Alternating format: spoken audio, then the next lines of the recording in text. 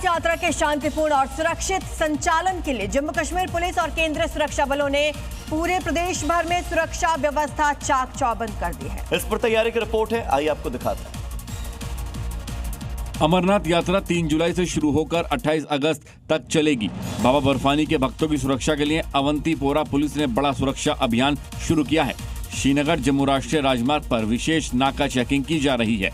केंद्रीय सशस्त्र पुलिस बलों की 670 कंपनियां तैनात की जा रही हैं। बालटाल और पहलगाम दोनों मार्गों पर कड़ी सुरक्षा व्यवस्था की गई है।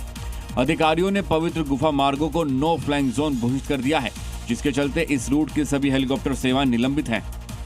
बड़ी खबर दिल्ली के करावल नगर से है। करावल नगर में 4 मंजिला मकान अचानक से ढह गया। तो आपको बता दें, शाम 6:38 की घटना है जब ये इमारत गिर गई। मौके पर पुलिस, दमकल, डीडीएमए की टीमें पहुंची। हालांकि गनीमत रही कि हादसे में कोई हताहत नहीं हुई। फिलहाल स्थानीय पुलिस और संबंधित एजेंसियां भवन गिरने की वजहों की जांच कर रही है कि ये इमारत कैसे गिरी। प्रशासन एहतियातन पहले से ही इमारत को खाली करवा चुका था। बिहार में मौजूद 700 साल से ज्यादा पुराना बरगद देश का सबसे प्राचीन वट वृक्ष घोषित कर दिया गया है। कार्बन डेटिंग और वैज्ञानिक शोध ने इसकी उम्र को प्रमाणित किया है। बिहार के मुंगेर में मौजूद आईटीसी परिसर में खड़ा विशाल बरगद का पेड़ भारत का सबसे पुराना वट वृक्ष घोषित किया गया है।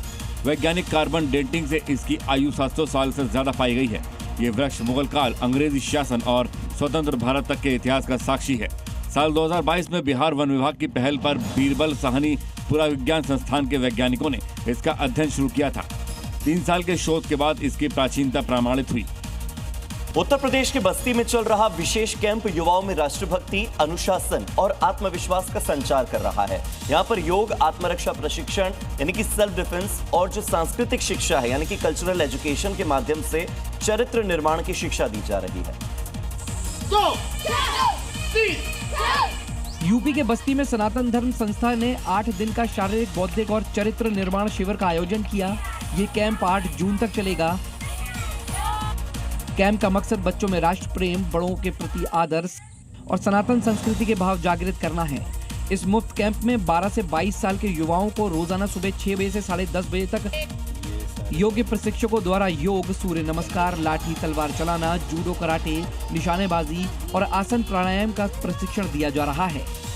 चीन के जियांगसू प्रांत से जहां पर मौजूद स्क्रैप रिसाइकलिंग गोदाम में भीषण आग लग गई और आग ने देखते ही देखते पूरे कैंपस को अपनी चपेट में ले लिया है। ये बड़ी तस्वीर, बड़ी खबर चीन से आ रही है, जहां पर जियांगसू में अचानक से आग का तांडव देखने को मिला।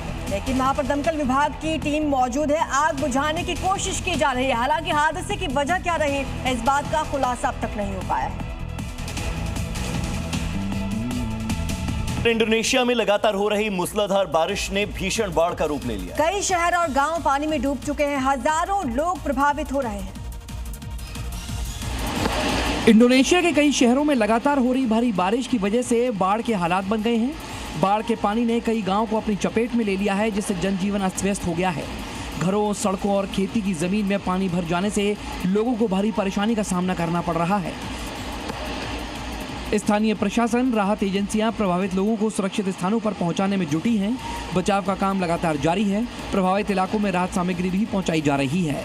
और इटली के रोम में आए बवंडर ने सब कुछ तबाह कर दिया है। जहां एक तरफ अचानक बवंडर और मूसलाधार बारिश ने भारी तबाही मचाई, तो दूसरी तरफ सिसिली में तापमान गर्मियों के सामान्य औसत से काफी ज्यादा ऊपर है।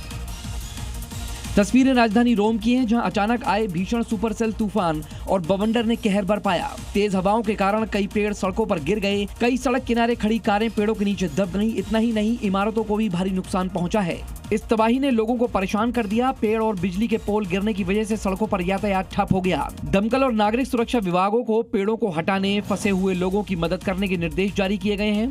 सिसिली और दक्षिणी इटली के कुछ हिस्सों में तापमान सामान्य से काफी ऊपर दर्ज किया गया। जून के शुरुआती दिनों में इस क्षेत्र में चिलचिलाती धूप और गर्मी ने लोगों को परेशान कर दिया है। बात करते हैं स्पेन की, जो इस साल बहुत ज्यादा गर्मी का सामना कर रहा है। यहाँ मई महीने में ही ज्यादातर तापमान की वजह से 101 लोगों की जान जा चुकी है, जो पिछले 10 साल में रिकॉर्ड स्तर पर दर्ज की गई है। एक्सपर्ट्स इसे जलवायु परिवर्तन का बढ़ता प्रभाव मान रहे हैं। भविष्य के गंभीर खतरे की चेतावनी मान रहे हैं।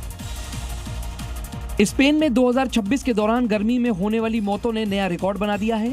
स्वास्थ्य मंत्रालय के मुताबिक मई महीने में अत्यधिक तापमान होने की वजह से अनुमानित 101 लोगों की मौत हुई है, जो साल 2015 से रिकॉर्ड शुरू होने के बाद इस महीने का सबसे बड़ा आंकड़ा है। स्पेन की दैनिक मृत्यु निगरानी प्रणाली के मुताबिक ये संख्या पिछले 10 सालों के महीनों के औसत से 3.6 गुना ज्यादा है। ब्रिटेन, फ्रांस समेत यूरोप के कई देशों में वही महीने में असामान्य रूप से तेज गर्मी का सामना किया और कई तापमान के रिकॉर्ड टूटे। अमेरिका के हवाई में खिला ज्वालामुखी के 48वें विस्फोट के दौरान अचानक से लावा फव्वारे की तरफ फूटने लगा और ज्वालामुखी के ऊपर कुछ समय के लिए बवंडर जैसी स्थिति बन गई।